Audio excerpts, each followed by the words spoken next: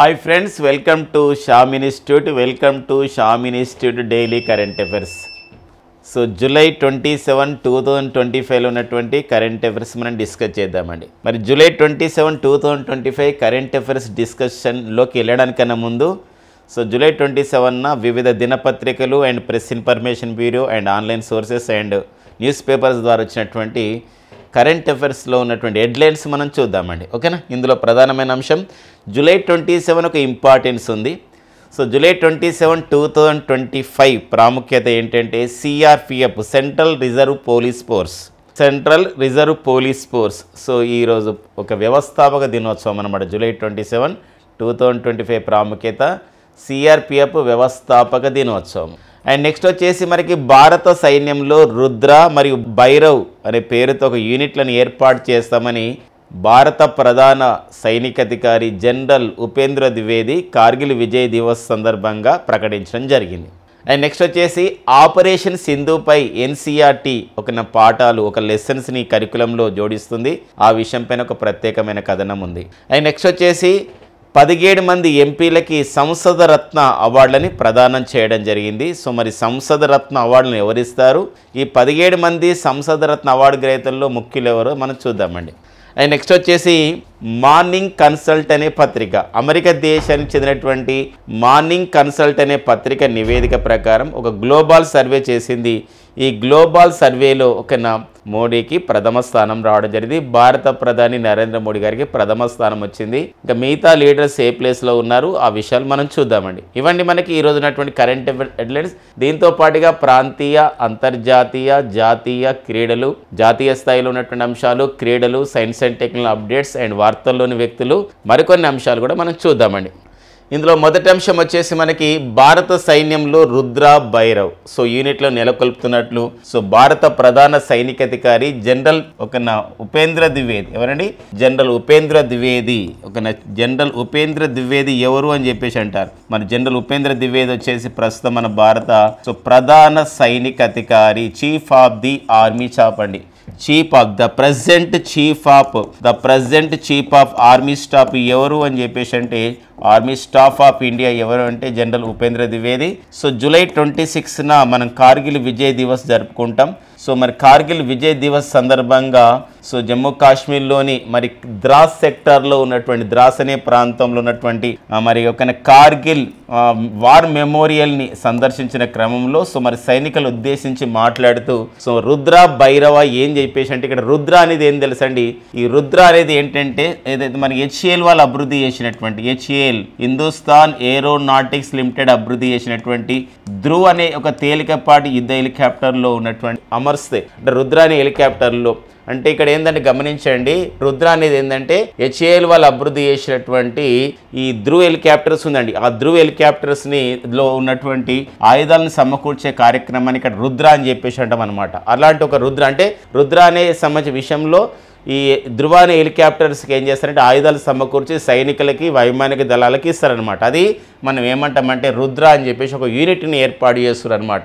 And Bhairav అనే పేరుతో ఒక బెటాలియన్ ఏర్పాటు చేస్తారు ప్రత్యేకంగా ఈ సంబంధించినటువంటి ఉగ్రవాదులు, చొరబాటుదారులను నియంత్రణ చేసే ఉద్దేశంతో. కాబట్టి ఇది మనకు ఒక ఇంపార్టెంట్గా మనకు ఉంటుందండి. భారత సైన్యంలో రుద్ర, భైరవ్ యూనిట్లు నెలకొల్పుతున్నట్లు ప్రకటించడం జరిగింది భారత ప్రధాన సైనికాధికారి అయినటువంటి జనరల్ ఉపేంద్ర ద్వివేది. ఇది ఒక అంశంగా చూసుకోవాలి. ఒక జాతీయ అంశాలుగా అండ్ రక్షణ రంగానికి సంబంధించిన అంశంగా కూడా చూసుకోవాల్సిన అవసరం ఉంటుందండి. ఇది మన కార్గిల్ విజయ్ దివస్ని మనం జూలై 26న నిర్వహించుకుంటాం. ఓకే, నెక్స్ట్ చూద్దామండి. కానీ నెక్స్ట్ వచ్చేసి మాలేలో జరిగినటువంటి మరి మాల్దీవుల రాజధాని మాలేలో జరిగినటువంటి ఆ దేశ 60వ స్వాతంత్ర వేడుకలకి భారత ప్రధాని నరేంద్ర మోడీ గారు హాజరు కావడం జరిగింది. మాలే మరి ఎన్నవ స్వాతంత్ర వేడుకలు నిర్వహించుకోవడం జరిగింది జూలై 26 అంటే 60వ స్వాతంత్ర వేడుకలు. 60th ఇండిపెండెన్స్ డే అంటే కొన్నిసార్లు నేషనల్ డే అని చెప్పేసి మాల్దీవులు వాళ్ళు జరుపుకుంటారు. ఈ సంబంధించిన ఈ కార్యక్రమంలో మనం చూసినట్లయితే ఇక్కడ భారత ప్రధాని నరేంద్ర మోడీ గారు ముఖ్య అతిథిగా హాజరు కావడం జరిగింది. భారత ప్రధాని నరేంద్ర మోడీ గారితో పాటుగా మరి కేంద్ర విదేశీ వ్యవహారాల శాఖ మంత్రి సుబ్రహ్మణ్యం జయశంకర్ హాజరు కావడం జరిగింది. అండ్ కేంద్ర విదేశాంగ కార్యదర్శి union foreign secretary or external affairs secretary అయినటువంటి విక్రమ్ మిశ్రీలు కూడా పాల్గొనడం జరిగింది. అంతేకాకుండా మరి గతంలో మనం గతంలో చూసినట్లయితే మాల్దీవుల దేశానికి మనం ప్రీవియస్లో డిస్కస్ చేసాం. ఒక భీష్మ అని చెప్పేసి సంబంధించినటువంటి ఒక మొబైల్ ఒక 3 భీష్మ అని చెప్పేసి ఒక మొబైల్ మొబైల్ హాస్పిటల్స్ని కూడా వాటికి సంబంధించినటువంటి వాటిని ఇవ్వడం జరిగింది అని చెప్పేసి కూడా మనం ప్రీవియస్ క్లాస్లో డిస్కస్ చేసుకోవడం జరిగింది అనమాట. ఇది మొబైల్ సంబంధించినటువంటి ఒక సెంటర్స్ అనమాట, మొబైల్ హాస్పిటల్ సెంటర్స్ లాగా పనిచేస్తూ ఉండే నేపథ్యం అనమాట. సో మరి జూలై 26, 2025 మాల్దీవుల రాజధాని మాలీలో జరిగినటువంటి ఒక ఐకానిక్ రిపబ్లిక్ స్క్వేర్ అనే ఒక ప్రాంతం ఉంటుంది. అక్కడ ఈ స్వాతంత్ర దినోత్సవ వేడుకలు నిర్వహించుకోవడం జరిగింది. సో అంతేకాకుండా మరి దేశ పార్లమెంటు స్పీకర్ అయినటువంటి మాల్దీవుల దేశ పార్లమెంటును మనం ఏమంటామంటే పీపుల్స్ మజ్లిస్ అని చెప్పేసి అంటాం. మరి పీపుల్స్ మజ్లిస్ ఆ దేశ పార్లమెంట్ స్పీకర్ అయినటువంటి అబ్దుల్ రహీం గారితో కూడా ప్రత్యేకంగా మాట్లాడుకోవడం జరిగిందనమాట. ఎందుకోసం గతంలో మాల్దీవుల దేశ రాజకీయ వ్యవస్థలో సంక్షోభం వచ్చినప్పుడు భారత్ వర్తిత్వాన్ని వ్యవహరించి ఆ సమస్యలని సాల్వ్ చేయడం జరిగిందనమాట. అలాంటి నేపథ్యంలో 2 ఇన్ఫర్మేషన్స్ అనమాట. మాల్దీవుల పార్లమెంట్ పేరేంటి అనే ఒక విషయం వచ్చినప్పుడు మజ్లిస్, లేకపోతే పూర్తిగా చెప్పాలంటే పీపుల్స్ మజ్లిస్ అని చెప్పేసి అంటాం అనమాట. అలా నేపథ్యం. అండ్ నెక్స్ట్ వచ్చేసి ఈ పర్యటనలో భాగంగా భారత ప్రధాని మాల్దీవుల దేశ పర్యటనలో భాగంగా ఆ దేశంతో 6 ఒప్పందాలపై సంతకాలు చేసుకోవడం జరిగిందండి. మెమోరాండమ్ ఆఫ్ ది అండర్స్టాండింగ్ కాదు, అగ్రిమెంట్స్ అనమాట. అగ్రిమెంట్సే కావడం జరిగింది.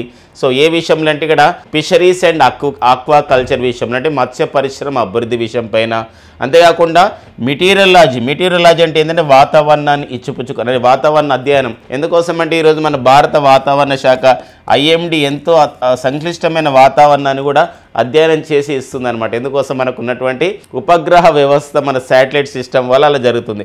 దాంతోపాటుగా డిజిటల్ పబ్లిక్ ఇన్ఫ్రాస్ట్రక్చర్ అంటే డిజిటల్గా మనకు ముందుకెళ్ళాల విషయంతో ప్రజలకు కావాల్సినటువంటి ఒక మౌలిక సదుపాయాల కల్పన. ఎందుకోసం ఆర్టిఫిషియల్ ఇంటెలిజెన్స్ వస్తున్న నేపథ్యంలో ఈ డిజిటల్ పబ్లిక్ ఇన్ఫ్రాస్ట్రక్చర్ చాలా ఇంపార్టెంట్గా మనకు ఉంటుంది. అంతేకాకుండా UPI అని చెప్పేసి అంటాం.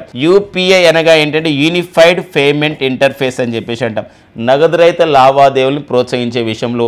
అండ్ ఇండియన్ ఫార్మకోపియా అని చెప్పేసి అంటాం. ఏంటంటే ఇండియన్ ఫార్మకోపియా అంటే ఔషధ పరిశ్రమ నేపథ్యం. ఇవన్నీ ఇలాంటి మొత్తం కూడా 6 ఒప్పందాలపై సంతకం చేసుకోవడం జరిగింది. ఎన్ని ఒప్పందాలు జరిగాయి, ఏ విషయంలో జరిగాయి, ఇలాంటి అంశాలు ఇక్కడ ఇంపార్టెంట్స్గా మనకు ఉంటున్న నేపథ్యం. అంతేకాకుండా మాల్దీవుల సంబంధించిన విషయంలో నైబర్హుడ్ ఫస్ట్ అనే కార్యక్రమం నిర్వహిస్తున్నాం. దాంతోపాటుగా ఈరోజు కొత్త కార్యక్రమం కూడా ఈ మధ్యకాలంలో మనము మన భారత దగ్గర దేశాలు ఏవైతే ఉన్నాయో, మన పొరుగు దేశాలు ఏవైతే ఉన్నాయో, సముద్రంలో ఉన్న దేశాలు శ్రీలంక కానివ్వండి, మారిషస్ కానివ్వండి, దాంతోపాటుగా మాల్దీవుల దేశంతో మహాసాగర్ అని ఒక ఇనిషియేటివ్ చేస్తున్నాం. అంటే security and growth all in the reason అని చెప్పేసి అంటాం. ఈ మహాసాగర్ అనే పేరుతో మారిషస్ ఈ మధ్యకాలంలో మారిషస్ దేశం కూడా భారత్ రూపొందించినటువంటి మహాసాగర్ అంటే భారత తీర ప్రాంత దేశాలతో ఒక మంచి ఫ్రెండ్లీ నేచర్ని ఒక నైబర్హుడ్ ఫస్ట్ అనే ఒక పొరుగు వారికి ప్రాధాన్యతమైన లిస్టులో తీసుకొని పొరుగు వారికి ప్రాధాన్యత అనే పేరుతో మహాసాగర్ అనే ఒక మరో కార్యక్రమాన్ని కూడా నిర్వహిస్తున్నట్లు భారత ప్రధాని నరేంద్ర మోడీ గారు ప్రకటించడం జరిగింది. కాబట్టి అడిగే అవకాశం ఉంటుందండి. భారత ప్రధాని నరేంద్ర మోడీ గారు ప్రకటించినటువంటి మహాసాగర్ కార్యక్రమం ఉద్దేశం ఏంటి అన్నప్పుడు తీర ప్రాంత దేశాల్లో ఒక నైబర్హుడ్ ఫస్ట్ అనే పాలసీని మరింతగా తీసుకెళ్లడం, అంతేకాకుండా భద్రతా చర్యల వరకు చేపట్టడం అనే ప్రధానమైన ఉద్దేశం అందులో కనబడుతుంది. ఓకేనండి. నెక్స్ట్ చూద్దామండి. నెక్స్ట్ వచ్చేసి మనకి ఆపరేషన్ సింధూర్. ఫ్రెండ్ మనందరికీ తెలుసు ఫ్రెండ్స్, మనకి ఏప్రిల్ 22, 2025 జమ్మూ కాశ్మీర్లోని అనంతనాగ్ జిల్లాలో ఉన్నటువంటి బైసరన్ వ్యాలీ అని చెప్పేసి అంటాం. మినీ బైసరన్ వ్యాలీ మినీ స్విట్జర్లాండ్గా పిలువబడే ప్రాంతం అంది. ఈ బైసరన్ వ్యాలీలో పహల్గామ్ దాడి జరిగిందండి. పహల్గామ్లో ఎవరైతే పర్యటిస్తున్నారో మనకు సంబంధించిన టూరిస్టులు అందరూ కూడా వారిపైన లష్కరే తోయబాకు చెందినటువంటి ద రెసిస్టెంట్ ఫ్రంట్ TRF అని చెప్పేసి అంటే ఇటీవల కాలంలో దీని ఒక ఉగ్రవాద సంస్థ కూడా అమెరికా ప్రకటించింది. ద రెసిస్టెంట్ ఫ్రంట్ ఒక ఉగ్రవాద దాడిలో 26 మంది చనిపోవడం జరిగింది. ఈ నేపథ్యంలోనే ఉగ్రవాదం అనేది ప్రపంచ ప్రజాస్వామ్యానికి ఒక గొడ్డలి పెట్టు అనే ప్రధానమైన సమస్యను తెలుసుకొని మనకి May 7, 2025 మనకి పాక్ ఆక్రమిత కాశ్మీర్లోని 5 ఉగ్రవాద స్థావరాలు అండ్ పాకిస్తాన్లోని 4 ఉగ్రవాద స్థావరాలు మొత్తం కూడా 9 ఉగ్రవాద స్థావరాలని నేలమట్టం చేశాం. అలాంటి కార్యక్రమానికి మనం ఆపరేషన్ సింధూర్ అని పేరు పెట్టడం జరిగింది. మరి ఆపరేషన్ సింధూర్ పైన సో ఎన్సీఆర్టీ పాఠం ఒక లెసన్స్ని ప్రారంభించింది కరికులంలో. National council for the educational research and training అని చెప్పేసి అంటాం. దీనికి ఒక ప్రధానమైన ఉద్దేశం ఏంటంటే చదువుకునే విద్యార్థులలో, పాఠశాలలకు వెళ్ళే విద్యార్థులలో సో ఒక దేశభక్తి, ఒక పేట్రియోటిజాన్ని అండ్ జాతీయ భావన అంటే నేషనాలిటీ అనే ఒక కాన్సెప్ట్ తీసుకురావడం అనమాట. సో ఈ రెండు ప్రధానమైన ఉద్దేశంతో విద్యార్థులలో దేశభక్తి అండ్ జాతీయ భావన తీసుకురావడం ప్రధానమైన ఉద్దేశం.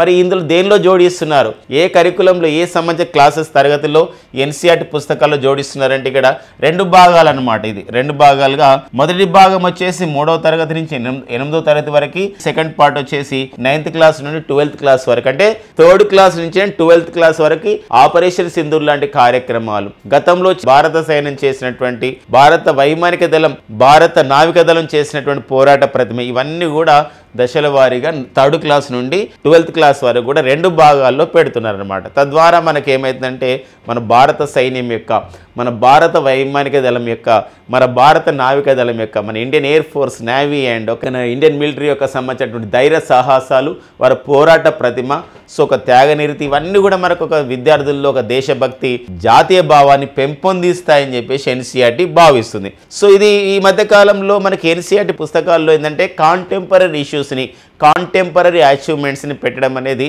ఒక ఇంపార్టెంట్గా, మనం ఎందుకోసం అంటే మారుతున్న కాలానికి అనుగుణంగా మన సిలబస్ మారాలి, సిలబస్లో ఉన్నటువంటి కరికులం మారాలి అనే ఒక ప్రధానమైన ఉద్దేశం ఇందులో కనబడుతుందండి. వెరీ రీసెంట్గా కూడా ఎన్సీఆర్టీ పుస్తకాలలో 8th క్లాసులో 8వ తరగతిలో సో సైన్స్లో ఏం చేయడం జరిగిందంటే, సైన్స్లో మన చంద్రయాన్ 1, చంద్రయాన్ 2, చంద్రయాన్ 3 యొక్క విశిష్టతను తెలియడానికి ప్రధానమైన ఉద్దేశంతో మన శాస్త్ర సాంకేతిక రంగం ఎలా పురోగమిస్తుందనే విషయం తెలుసుకోవడానికి, సో పిల్లలు తెలుసుకోవడానికి ఎన్సీఆర్టీ పుస్తకాల్లో 8th క్లాస్లో క్యూరియాసిటీ అని చెప్పేసి ఒక పేరుతో, క్యూరియాసిటీ అనే పేరుతో 8వ తరగతి పుస్తకాల్లో, సైన్స్ పుస్తకంలో ఇవన్నీ కూడా జోడించడం జరిగింది అనమాట. ఇది మన చంద్రయాన్ 1, చంద్రయాన్ 2, చంద్రయాన్ 3, ఇలా మంగళయాన్ కూడా. సో ఇది ఒక నేపథ్యం అండి. ఏ తరగతిలో పెడుతున్నారు ఏందనేది ఇంపార్టెంట్. ఈ నేపథ్యంలో ఒకటి తెలుసుకోవాలి, ఏంటి ఎన్సీఆర్టీకి ప్రజెంట్ డైరెక్టర్ ఎవరు ఉన్నారు అంటే దినేష్ ప్రసాద్ సక్లాని అని చెప్పేసి, అంటే దినేష్ ప్రసాద్ సక్లాని అనేవారు ప్రజెంట్ ఎన్సీఆర్టీకి డైరెక్టర్గా ఉన్నారు. మరి ఎన్సీఆర్టీ ఏ కేంద్ర మంత్రిత్వ శాఖ పరిధిలో పనిచేస్తుంది అంటే NCERT comes under which union ministry అంటే మినిస్ట్రీ ఆఫ్ ది ఎడ్యుకేషన్, కేంద్ర విద్యాశాఖ పరిధిలో పనిచేస్తుంది. ఓకేనండి. నెక్స్ట్ చూద్దామండి. ప్రపంచంలో అత్యంత విశ్వసనీయ నేతల జాబితా ఏంటంటే ఫేమస్ లీడర్స్ అనమాట. అండ్ నెక్స్ట్ వచ్చేసి ఇక్కడ మోస్ట్ ఒబీడియంట్గా ఉండడం, ప్రపంచంలో అత్యంత విశ్వసనీయత అనమాట, నమ్మకం ఉన్నటువంటి ఒక లీడర్స్ జాబితాని సో మోస్ట్ ఎఫిషియంట్ లీడర్స్ అని చెప్పేసి అంటాం. సో మోస్ట్ ఇక్కడ ఒబీడియంట్ లీడర్స్ అంటే ఒబీడియంట్ ఎవరికి, ప్రజలకు అనమాట. ప్రపంచంలోనే అత్యంత విశ్వసనీయ నేతల జాబితాను తయారు చేసింది. ఎవరు తయారు చేశారు? మార్నింగ్ కన్సల్ట్ అనే సంస్థ. This morning consult it is a magazine, it is a ఒక ఆన్లైన్ పత్రిక అనమాట ఈ మార్నింగ్ కన్సల్ట్. సో ఇది అమెరికా దేశానికి చెందింది. ఈ సంస్థ ఒక గ్లోబల్ లీడర్ సర్వేస్ నిర్వహించండి. గ్లోబల్ లీడర్ అంటే ప్రపంచంలో అత్యుత్తమమైన లీడర్స్ ఎవరు, నాయకులు ఎవరు అని చెప్పేసి ఒక సర్వే. సో అది ఒక విశ్వసనీయ నేతల జాబితా అని చెప్పొచ్చు అనమాట. జూలై 4 నుండి జూలై 10 వరకు కూడా సో ఈ సంవత్సరం రేటింగ్స్ అనేది ఇవ్వడం జరిగింది. జూలై 4 నుండి 10 తారీఖు వరకు 2025లో సర్వే చేసింది. ఆన్లైన్లో సర్వే చేస్తే భారత ప్రధాని నరేంద్ర మోడీ గారికి సర్వేలో పాల్గొన్న 75% ఏం చేశారంటే ఎస్, సో మీరు ఒక గ్లోబల్ లీడర్గా ఉన్నారు, ఒక గ్లోబల్ లీడర్ మీరు అని చెప్పేసి ఇక్కడ ఒక మద్దతు అనేది ఇవ్వడం జరిగింది అనమాట 75%. కాబట్టి నరేంద్ర మోడీ గారు మార్నింగ్ కన్సల్ట్ నివేదిక ప్రకారం most powerful leader in the వరల్డ్లో, సో అత్యంత విశ్వసనీయ లీడర్ల జాబితాలో, సో మరి ఒబీడియంట్ లీడర్ జాబితాలో ఎవరున్నారు? మోడీ మొదటి స్థానంలో ఉండడం జరిగింది. మరి 2వ స్థానంలో ఎవరున్నారంటే దక్షిణ కొరియా అధ్యక్షుడు లీ జే మింగ్ అండి. ఎవరు? లీ జే మింగ్. 59% ఆఫ్ ది ఓటర్స్ అతనికి ఆన్లైన్లో మద్దతు ఇచ్చి సో అలా 2వ స్థానం ఉన్నారు. అండ్ 3వ స్థానం వచ్చేసి అర్జెంటీనా దేశ అధ్యక్షుడైనటువంటి జేవియర్ మిలీ 57%తో సో 3వ స్థానం ఉన్నారండి. అండ్ 4వ స్థానంలో 4th ప్లేస్లో ఎవరున్నారంటే కెనడా ప్రధాని మార్క్ కార్నీ తీసుకున్న నిర్ణయాలు. ఎందుకోసం అంటే కెనడా ప్రధాని అతను స్వతహాగా అతను ఏంటంటే ఒక ఎకనామిస్ట్, యాక్చువల్గా రాజకీయ నాయకుడు కాదు, ఎకనామిస్ట్, ఒక ఆర్థికవేత్త. కెనడాలో అత్యున్నతమైన బ్యాంక్ అయినటువంటి మన దగ్గర ఎట్లయితే రిజర్వ్ బ్యాంక్ ఆఫ్ ఇండియా ఎట్లా ఉంటుందో కెనడాలో అత్యున్నతమైన సెంట్రల్ బ్యాంక్ ఆఫ్ కెనడాకి గవర్నర్గా పనిచేసి ఆ పదవిని చేపట్టిన తొలి వ్యక్తిగా ఉన్నారు. మరి ఆర్థికవేత్త అతను మరి 56% మద్దతుతో 4వ స్థానంలో ఉన్నాడు. సో మరి డొనాల్డ్ ట్రంప్ సో మరి వార్తల్లో ఉన్నారు. నోబెల్ శాంతి బహుమతిని కూడా ఇటీవల కాలంలో చాలా దేశాలు పర్టికులర్గా ఇజ్రాయెల్ కానీ పాకిస్తాన్ లాంటి దేశాలు సపోర్ట్ చేసిన నేపథ్యం ప్రపంచంలో చాలా దేశాలలో యుద్ధాలని ఆపే విషయంలో తనదైన పాత్రను పోషిస్తున్నట్లు సో ప్రకటించుకున్నటువంటి డొనాల్డ్ ట్రంప్ సో మరి ఎన్నో స్థానంలో ఉన్నారని చెప్పేసి అంటే ఇక్కడ 8వ స్థానంలో ఉన్నారు. సో మరి 44%తో మరి ఇది ఒక గమనించదగ్గ పరిణామం కాబట్టి అందుకోసం ఈ పాయింట్ మనం తెలుసుకోవడం జరిగింది. 8వ స్థానం ఉన్నాడండి అమెరికా అధ్యక్షుడు. అమెరికాకి 47వ అధ్యక్షుడు, 47th ప్రెసిడెంట్. మరి రిపబ్లికన్ పార్టీకి చెందినవారు డొనాల్డ్ ట్రంప్ 44వ స్థానంలో ఉన్నారు. ఎందుకోసం అంటే నిన్ననే మరొక ప్రకటన కూడా చేశారు. ఏంటి ఆ ప్రకటన అని చెప్పేసి అంటే థాయిలాండ్ మరియు కంబోడియా దేశాల మధ్య యుద్ధం జరుగుతున్న నేపథ్యం ఉంది. ఒక ఆలయం ఆ సరిహద్దులో ఉన్న ఒక ఆలయం వివాదాస్పదమైన కావడంతో సో మరి యుద్ధం జరుగుతున్న నేపథ్యం ఆ యుద్ధానికి మధ్యవర్తిత్వం వహిస్తూ మరి మలేషియా దేశంలో మధ్యవర్తిత్వానికి మలేషియా దేశ ప్రధానికి ఆ విధంగా శ్రీకారం చుట్టడంలో సో మరి డొనాల్డ్ ట్రంప్ ఎంతో చేశారని చెప్పేసి కూడా ఇవ్వడం జరిగింది. అలాంటి క్రమంలో మరి డొనాల్డ్ ట్రంప్ మాత్రం 8వ స్థానంలో ఉండడం జరిగిందనమాట. క్వశ్చన్ వచ్చే విధానం ఎలా ఉంటుందండి? ప్రపంచంలో అత్యంత విశ్వసనీయ నేతల జాబితాలో సో మోస్ట్ ట్రస్ట్ఫుల్ అనమాట సో ఉన్నటువంటి దేశాల జాబితాలో గ్లోబల్ లీడర్ సర్వేలో చేసినటువంటి మార్నింగ్ కన్సల్ట్ నివేదిక ప్రకారం మొదటి 3 స్థానాల్లో ఉన్న దేశాలు ఎవరు, ఆ ప్రధానులు ఎవరు, ఆ దేశాధినేతలు ఎవరు అండ్ డొనాల్డ్ ట్రంప్ యొక్క ర్యాంక్ కూడా అడిగే అవకాశం ఉంటుందన్నమాట. ఓకేనా, నెక్స్ట్ కరెంట్ అఫైర్కి వెళ్దాం. ఇది నివేదికల విషయంలో ఇంపార్టెంట్ అండి. ఇక నెక్స్ట్ వచ్చేసి మనకి సంసద్ రత్న అండి. సంసద్ రత్న ప్రైమ్ పాయింట్ ప్రజెంటేషన్ అనే సంస్థ ఈ అవార్డు ఇస్తుందండి. ప్రైమ్ పాయింట్ ప్రజెంటేషన్ సంస్థ. సో మరి 18వ లోకసభకు చెందినటువంటి ప్రజెంట్ నడుస్తున్నది మరి 2024 సంవత్సరంలో ఎన్నికలు జరిగినటువంటి లోకసభ 18వ లోకసభ. మరి 18వ లోకసభలో సో 17 మంది ఎంపీలకి సంసద్ రత్న అవార్డుని ప్రదానం చేయడం జరిగింది. మరి కేంద్ర పార్లమెంటరీ వ్యవహారాల శాఖ మంత్రి, union parliamentary affairs minister Kiren Rijiju గారు presented this Sansad Ratna awards to the 17 eminent MPs belongs to parliament అనమాట. అది which organisation has given this awards అంటే that is the prime point presentation. ఏ విషయాల్లో ఈ అవార్డులు ఇస్తారంటే వాళ్ళు పార్లమెంట్లో ప్రసంగించే విషయం కానివ్వండి, పార్లమెంట్లో ప్రజా సమస్యలపైన ప్రసంగించే విషయం కానివ్వండి, పార్లమెంట్లో ఏమైనా కమిటీలు ఏర్పాటు చేస్తారు వివిధ అంశాలపైన, పార్లమెంటరీ కమిటీలు కానీ ఇలా ఏర్పాటు చేసినప్పుడు వారు అందులో తీసుకునే చర్యలపైన కానీ దాన్ని బేస్ చేసుకొని అవార్డ్స్ ఇస్తారు. ఇలాంటప్పుడు 17 మంది ఎంపీలకి అవార్డ్స్ వస్తాయి. అందులో మనం కొందరిని చూద్దామండి. అందులో కొందరు ఇంపార్టెంట్గా మనకు ఉంటారు. కొందరు వచ్చేసి భర్తృహరి మహాతాబ్ అని. సో మరి భారతీయ జనతా పార్టీకి చెందినట్టు ఒక లోక్సభ ఎంపీ. ఇతను ఒక కమిటీల కేటగిరీలో ఒక ఉత్తమ నివేదిక అనేది ఇవ్వడం జరిగింది అనమాట ఎకనామిక్స్ విషయంలో, ఆర్థిక విషయంలో. అందుకే వీరికి అవార్డు ఇచ్చారు. అండ్ చరణ్జిత్ సింగ్ చన్నీ అండి. వ్యవసాయ రంగంలో మినిమం సపోర్ట్ ప్రైజ్ కానివ్వండి, వ్యవసాయ రంగం యొక్క శాఖని కేంద్ర వ్యవసాయ శాఖను కూడా మార్చండి ఆ పేరుని అని చెప్పేసి ఒక కమిటీని రిపోర్ట్ ఇవ్వడం జరిగిందనమాట. ఆ కమిటీ అదొక ఉత్తమ నివేదికల విషయంలో కమిటీల విషయంలో చరణ్జిత్ సింగ్ చన్నీకి సో మరి వ్యవసాయ రంగంలో ఇచ్చినటువంటి సంబంధించినటువంటి కమిటీ నేపథ్యంలో ఉత్తమ నివేదిక కమిటీ పేరుతో నేతృత్వం వహించడం జరిగింది. అంటే ఉత్తమ నివేదికను తయారు చేయడంలో అగ్రికల్చర్ స్టాండింగ్ కమిటీ అని చెప్పేసి అంటాం. అంటే వ్యవసాయ అంశాలపైన అధ్యయనం చేయడానికి ఏర్పాటు చేసిన వ్యవసాయ పార్లమెంటరీ కమిటీకి నేతృత్వం వహించి ఒక బెస్ట్ ఇచ్చిన నేపథ్యంలో వారికి కూడా చరణ్జిత్ సింగ్ చన్నీకి ఇవ్వడం జరిగింది. అండ్ నెక్స్ట్ వచ్చేసి నేషనలిస్ట్ కాంగ్రెస్ పార్టీ మరి శరద్ పవార్ అంట మన ఎస్పీ పార్టీ అండి. నేషనలిస్ట్ కాంగ్రెస్ పార్టీ శరద్ పవార్కి చెందినటువంటి సుప్రియా సూలే అని చెప్పేసి వీరికి కూడా ఇవ్వడం జరిగిందండి సంసద్ రత్న అవార్డు. అండ్ నెక్స్ట్ వచ్చేసి మనకి భారతీయ జనతా పార్టీకి చెందినటువంటి రవికిషన్ అనే ఒక లోకసభ ఎంపీ అండి. ఇతను గోరఖ్పూర్ నుండి లోకసభ సభ్యుడు కావడం జరిగింది. సినిమా నటుడు కూడా. వీరు కూడా ప్రజా సమస్యలపైన చేస్తున్న పోరాటానికి సో వారు ప్రసంగించే విధానం కానివ్వండి, ప్రజా సమస్యలపైన ఇలా ఇవ్వడం జరిగిందనమాట. ఎంతమందికి ఇచ్చారనేది ఇంపార్టెంట్. వారిలో ఈ 4 మనం చూసుకోవాల్సిన అవసరం ఉంది. ఎవరి చేతుల మీదకి అవార్డ్స్ ఇచ్చారు అంటే కిరణ్ రిజిజు చేతుల మీదకి అవార్డుకి ఇచ్చారు.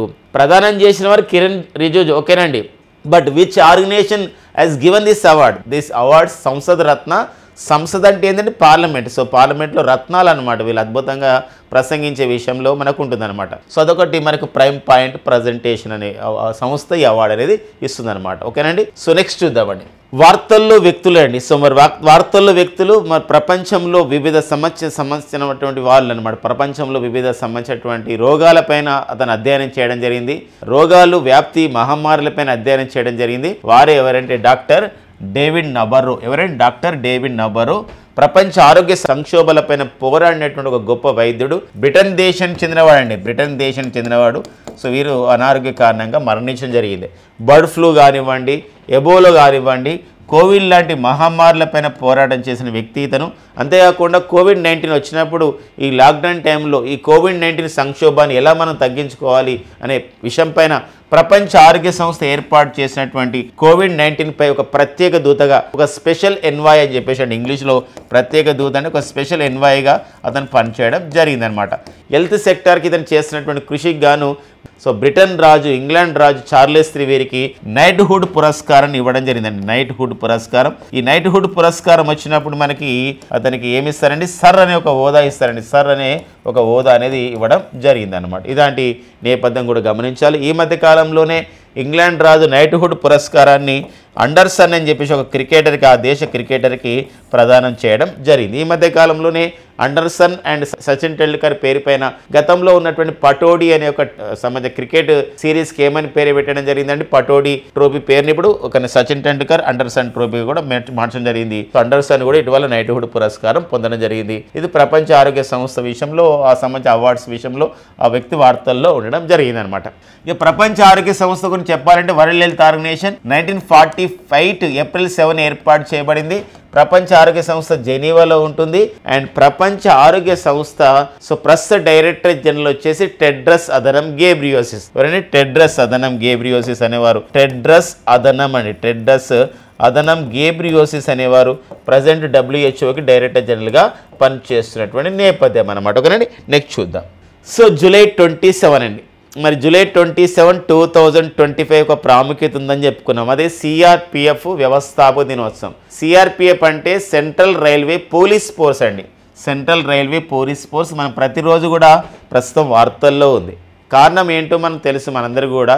సో పర్టికులర్గా మనం చూసినట్లయితే ఛత్తీస్గఢ్ రాష్ట్రంలో సో మరి ఈరోజు ఆపరేషన్ కగర్ అనే విషయంలో, ఆపరేషన్ కగర్ అనే పేరుతో అక్కడ నక్సలైట్ల సంబంధించినటువంటి అంశం ఉండకుండా నక్సలైట్ల ఏరివేత కార్యక్రమాన్ని చేపట్టింది ఏదని CRPF సంస్థ. గతంలో ఆపరేషన్ ప్రహార్ అనే పేరుతో కానివ్వండి, ఆపరేషన్ బ్లాక్ ఫారెస్ట్ అనే పేరుతో కానివ్వండి, ఆపరేషన్ గ్రీన్ అంట్ అనే పేరుతో కూడా ఇలాంటి కార్యక్రమాన్ని ప్రారంభించింది. సో మరి ఒక CRPF సంస్థ. మరి ఇలాంటి CRPF సంస్థ వ్యవస్థాపక దినోత్సవం వచ్చేసి జూలై 27 CRPF వ్యవస్థాపక దినోత్సవం. సో దేశంలో అంతర్గత భద్రతని కాపాడడం అనే ప్రధానమైన ఉద్దేశం అండి. అంటే to promote the internal security అని చెప్పేసి అంటాం. అంతర్గత భద్రతని కాపాడడం దీని యొక్క ప్రధానమైన ఉద్దేశం. And CRPF comes under which union ministry అంటే కేంద్ర హోంశాఖ పరిధిలో పనిచేస్తున్నటువంటి ఒక సంస్థ. ఇందుకోసం ఈరోజు కేంద్ర హోంశాఖ ప్రకటించింది 2026 నాటికి మన దేశంలో నక్సలైట్ల కార్యకలాపాలు లేకుండా, నక్సలైట్ల యాక్టివిటీస్ లేకుండా చేస్తామని చెప్పేసి ప్రకటించడం జరిగిందనమాట. ఇలాంటి నేపథ్యం. అయితే దీని యొక్క నేపథ్యం చూద్దాం. CRPF జూలై 27, 1939 ఏర్పాటు చేశారు. అప్పుడు దీనికి CRP అని పేరండి. CRP అంటే క్రౌన్ రిప్రజెంటేటివ్ పోలీస్ అంటాం. CRP అంటే క్రౌన్ రిప్రజెంటేటివ్ పోలీస్ అని పేరు. మరి డిసెంబర్ 28, 1949లో భారత పార్లమెంటరీ చట్టం ద్వారా CRPFని ఏర్పాటు చేయడం జరిగింది. 1949లో ఇది చట్టబద్ధ హోదాని చేరినమాట మన భారత పార్లమెంట్లో. తర్వాత ఇప్పుడు ప్రజెంట్ CRPF డైరెక్టర్ జనరల్గా పనిచేస్తున్న వారు జ్ఞానేంద్ర ప్రతాప్ సింగ్ అండి. ఎవరండి? జ్ఞానేంద్ర ప్రతాప్ సింగ్ అనేవారు ప్రజెంట్ CRPF డైరెక్టర్ జనరల్గా పనిచేస్తున్నారు. సో ఎప్పుడైనా గుర్తుపెట్టుకోవాలి CRPF ఒకటి అండ్ BSF కూడా అండి, బార్డర్ సెక్యూరిటీ ఫోర్స్. మరి దల్జిత్ సింగ్ చౌదరి అనేవారు సో దేనికండి మనకి BSFకి డైరెక్టర్ జనరల్గా పనిచేస్తున్నారు. అండ్ నెక్స్ట్ వచ్చేసి మనకి సెంట్రల్ ఇండస్ట్రియల్ సెక్యూరిటీ ఫోర్స్కి డైరెక్టర్ జనరల్గా ఎవరు పనిచేస్తున్నారని చెప్పేసి అంటారు, రాజ్విందర్ సింగ్ భట్టి అనేవారు సెంట్రల్ ఇండస్ట్రియల్ సెక్యూరిటీ ఫోర్స్ అని చెప్పేసి అంటాం. అండ్ ITBP అని చెప్పేసి అంటామండి, Indo Tibetan border police. Rahul Rasgotra అనేవారు ఇండో టిబెటన్ బార్డర్ పోలీస్కి డైరెక్టర్ జనరల్గా పనిచేస్తున్నారు. అండ్ సశస్త్ర సీమాబల్ అని చెప్పేసి అంటాం, SSB. మరి సశస్త్ర సీమాబల్కి డైరెక్టర్ జనరల్గా అమృత్ ప్రసాద్ మోహన్, అమృత్ ప్రసాద్ మోహన్ అనేవారు పనిచేస్తారు అనమాట. సో ఇలా మనకి వివిధ సంస్థల యొక్క డైరెక్టర్ జనరల్ మనకి ఎగ్జామినేషన్లో అడిగే అవకాశం అనేది ఉంటుందండి. ఓకేనా, నెక్స్ట్ కరెంట్ అఫైర్ చూద్దాం. నెక్స్ట్ వచ్చేసి మనకి జూలై 27, 2025 మనకి డైలీ కరెంట్ అఫైర్స్తో పాటు ఎవ్రీడే సో వివిధ పోటీ పరీక్షలకు ఉపయోగపడాలి. మరింతగా మన శ్యామ్ ఇన్స్టిట్యూట్ యూట్యూబ్ ఛానల్ వచ్చే కరెంట్ అఫైర్స్ అన్ని ఎగ్జామ్స్కి ఉపయోగపడాలి, state and central government exams అనే విషయంతో సో మా శ్యామ్ సార్ యొక్క ఆలోచనలతో సో మరి Shyam's DNA daily news analysis అనే ఒక కార్యక్రమాన్ని కూడా నిర్వహిస్తున్నాం. ఇవి కూడా మీరు ఖచ్చితంగా ఎగ్జామినేషన్కి ఉపయోగపడతాయి, ఒక బుల్లెట్స్ రూపంలో అనమాట. అమరావతి శిల్ప సంపద అనే ఒక పుస్తకం రిలీజ్ కావడం జరిగింది. ఈ అమరావతి శిల్ప సంపద పుస్తక రచయిత వచ్చేసి పున్నా కృష్ణమూర్తి గారండి. అండ్ నెక్స్ట్ వచ్చేసి జైపాల్ రెడ్డి స్మారక అవార్డు. సో ప్రముఖ రాజకీయ నాయకుడిగా, రాజకీయ కోవిదుడిగా ఎంతో పేరు పొందడం జరిగింది జైపాల్ రెడ్డి గారు. మరి జైపాల్ రెడ్డి గారు మరి ఒక నా స్మారక అవార్డుని, మెమోరియల్ అవార్డుని ఎవరికి ఇవ్వడం జరిగిందంటే మోహన్ గురుస్వామికి ఇవ్వడం జరిగింది. అండ్ నెక్స్ట్ వచ్చేసి ప్రపంచంలోని అతిపెద్ద ఓపెన్ యూనివర్సిటీగా గుర్తించబడింది. సో ఇది ఇగ్నో అండి. మరి ఇగ్నో అంటే ఇందిరాగాంధీ నేషనల్ ఓపెన్ యూనివర్సిటీ అని చెప్పేసి అంటాం. ఇగ్నోకి వైస్ ఛాన్సలర్గా నియమితులైన తొలి మహిళగా గుర్తించబడ్డవారు ఉమా కాంజీవాల్ అండి. Very very important. The first women who became the vice chancellor to the IGNOU is ఎవరండి? ప్రొఫెసర్ ఉమా కాంజీవాల్. వెరీ ఇంపార్టెంట్గా మనం గుర్తుపెట్టుకోవాలి. అండ్ నెక్స్ట్ వచ్చేసి మన మత్స్య 6000 అండి. అంటే ఇక్కడ మనకు చూసినట్లయితే ఇక్కడ సముద్రయాన్ అనే కార్యక్రమాన్ని మన భారత్ నిర్వహించబోతుంది. ఈ సముద్రయాన్లో భాగంగా సముద్రంలో ఉన్నటువంటి ఖనిజ లవణాల అన్వేషణ గురించి మత్స్య 6000 అనే ఒక మిషన్ అభివృద్ధి చేశారు. దీనిలో మరింతగా టెక్నాలజికల్ డెవలప్మెంట్ గురించి ఒక శాస్త్ర సాంకేతిక పరిజ్ఞానం భాగంగా ఒక శాటిలైట్ టెక్నాలజీ గురించి ఈ మత్స్య 6000 అభివృద్ధిలో NIOTతో మరి మెమోరాండమ్ ఆఫ్ ది అండర్స్టాండింగ్ చేసుకున్నటువంటి సంస్థ ఏది అని చెప్పేసి అంటే ఇస్రోకు చెందినటువంటి విక్రమ్ సారాభాయ్ స్పేస్ సెంటర్ అండి. NIOT అంటే ఏంటి? National institute of the ocean technology. ఇది చెన్నైలో ఉంది. మరి ఇస్రోకు చెందిన విక్రమ్ సారాభాయ్ స్పేస్ సెంటర్ ఎక్కడ కలదు అని చెప్పేసి అంటే అది కేరళలోని తిరువనంతపురంలో తుంబా వద్ద ఉంది. మరి విక్రమ్ సారాభాయ్ స్పేస్ సెంటర్కి అంటే ఇస్రోకి చైర్మన్ అయితే డాక్టర్ వి నారాయణన్ గారు. అండ్ విక్రమ్ సారాభాయ్ స్పేస్ సెంటర్కి డైరెక్టర్ వచ్చేసి Unni Krishnan Nair. And father of the IVF అండి. ఇందుకోసం అంటే ఇటీవల కాలంలో ఇన్విట్రో ఫెర్టిలైజేస్ అనేది పెరుగుతుంది అనమాట. ఈ IVF అని చెప్పేసి అంటాం, కృత్రిమ ప్రజనన పద్ధతులు అంటామండి. సో మరి ఇలాంటి IVF ఇన్విట్రో ఫెర్టిలైజేషన్ అని చెప్పేసి అంటాం. మరి ఇన్విట్రో ఫెర్టిలైజేషన్ అని చెప్పేసి అంటాం. మరి ఇన్విట్రో ఫెర్టిలైజేషన్ని ఎవరు కనిపెట్టారు మరి ఏంటి అని చెప్పేసి అంటే డాక్టర్ రాబర్ట్ ఎడ్వర్డ్స్ అండి. ఎవరండి? డాక్టర్ రాబర్ట్ ఎడ్వర్డ్స్ మనకు ప్రధానంగా వార్తల్లో ఉన్నారు. సో మరి IVF father of the IVF పితామహుడికి ఎవరు పిలుస్తారండి? Doctor Robert Edwards. గుర్తుపెట్టుకోండి ఆ పాయింట్, చాలా ఎగ్జామినేషన్లో ఉపయోగపడుతుందండి. సో ఇవన్నీ మనకి జూలై 27, 2025 ఉన్నటువంటి current affairs. So thank you friends and all the best.